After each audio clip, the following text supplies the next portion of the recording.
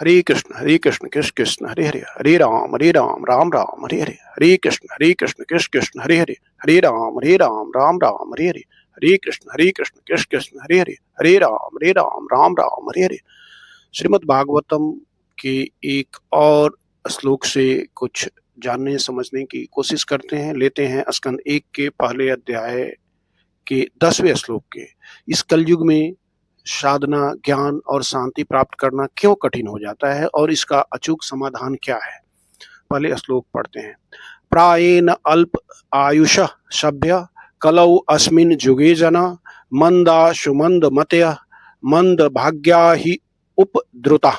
हे सभ्य जनों, इस कलयुग में लोग आमतौर पर कम आयु वाले, सुस्त, आध्यात्मिक दृष्टि से मंद बुद्धि, दुर्भाग्यशाली और विभिन्न प्रकार की परेशानियों से पीड़ित रहते हैं। कलयुग की 5 प्रमुख समस्याएं हैं।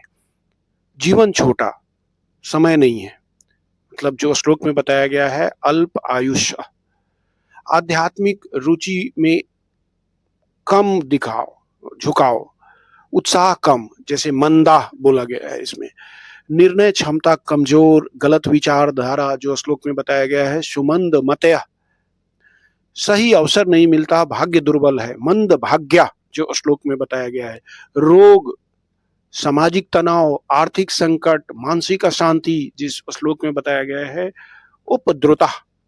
इन पांचों से मिलकर एक ऐसा वातावरण बनता है जिसमें साधना, ज्ञान और शांति प्राप्त करना कठिन हो जाता है। कलयुग का समाधान अगले ही श्लोकों में मिलता है।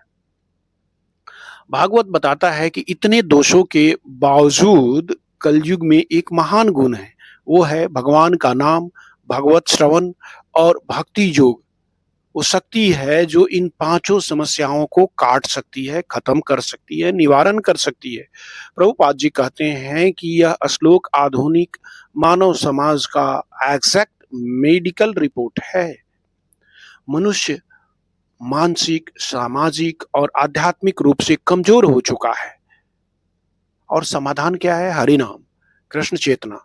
इसे अपने मोबाइल के माध्यम से समझने की कोशिश करते हैं। आजकल हर कोई किसी न किसी तरह से मोबाइल से जुड़ा ही रहता है। तो जैसे हम मोबाइल में देखते हैं कि बैटरी कमजोर हुआ, फोन स्लो हो गया, बार बार हैंग हो रहा है, नेटवर्क कमजोर हो गया, वायरस आ रहा है, पॉपअप लैगिंग हो रहा है, तो हम क्या करते हैं? उसको रीसेट करते हैं, अपडेट करते हैं, एंटीवायरस डालते हैं। इसी तरह से मनुष्य को ठीक करने का तरीका ये है कि जहां भी है, जिधर भी है, हरि नाम लीजिए, साधना करिए, सत्संग करिए, भागवत करिए। तो ये जो है आपके लिए, हमारे लिए, सबके लिए एंटीवायरस, अपडेट एंड रीसेट का काम करेगा। यहाँ मुख्य जो संदेश देखना चाहेंगे वो है, कलयुग कठिन है, लेकिन भागवत और भक्ति योग से इसे पार करने का एकमात्र सरल और प्रभावी उपाय हमारे पास उपलब्ध है। भगवान का नाम, सत्संग और शास्त्र श्रवण मनुष्य के जीवन को पुनः स्थिर और शांत कर देता है। कलयुग की कमजोरी को पहचानना जो है, वही आध्यात्मिक जागरण का पहला कदम है। कलयुग का मनुष्य इसी प्रकार कम ऊर्जा, कम धैर्य, कम विवेक और ज्यादा समस्याओं से घिरा रहता है। समाधान है जैसे रीसेट करना, एंटीवायरस डालना, वही है जो हम हरि नाम लेते हैं। हरि नाम ले, भक्ति योग में रहे, तो ये हमारे लिए एंटीवायरस और रीसेट करने का काम करता है। देखते हैं किसने कहा। यह श्लोक नैमिषारण्य के ऋषियों ने कहा, विशेषतः शौनक ऋषि के नेतृत्व में उपस्थित सभी महर्षि। किसको कहा?